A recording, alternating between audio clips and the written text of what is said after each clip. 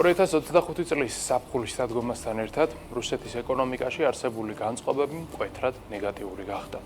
ამ მიმართულებით გამოსარჩევია როგორც მთლიანი შიდა პროდუქტის მიმართულებით წლის პირველ კვარტალში დაფიქსირებული 1,3%-იანი კლება, ასევე იმპორტის 3%-იანი შემცირება, ავტომობილების გაყიდვის 26%-იანი კლება და იურიდიული პირების დაკრედიტების მკვეთრი შენელება.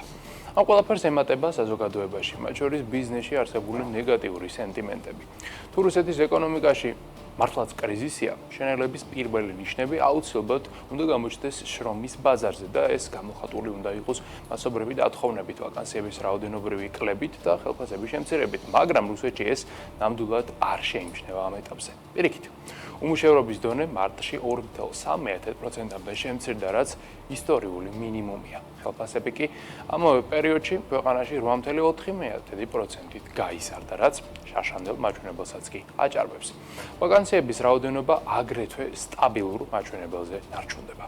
ეკონომიკური აქტივების შემცირება და ეკონომიკური აქტივობის კლება თავისი არსით გარკვეულწილად შესაძლოა ასევე უკავშირდებოდეს საბაზისო ეფექტს, ანუ ერთი წლით ადრე ზედმეტად სტიმულირებულ ეკონომიკას.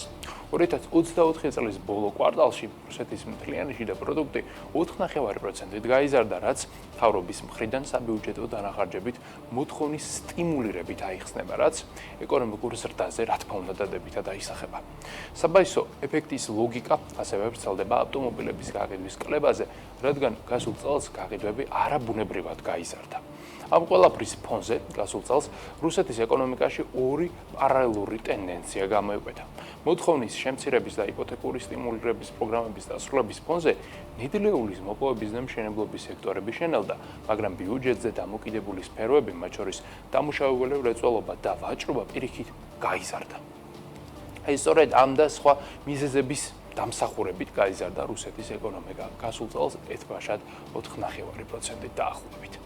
ყველაფერს, როგორც ცნობილია, დასაწყისი და დასასრული აქვს და შეიძლება ითქვას, რომ რუსეთის საბიუჯეტო სტიმულირებასაც ეს ბედიელის.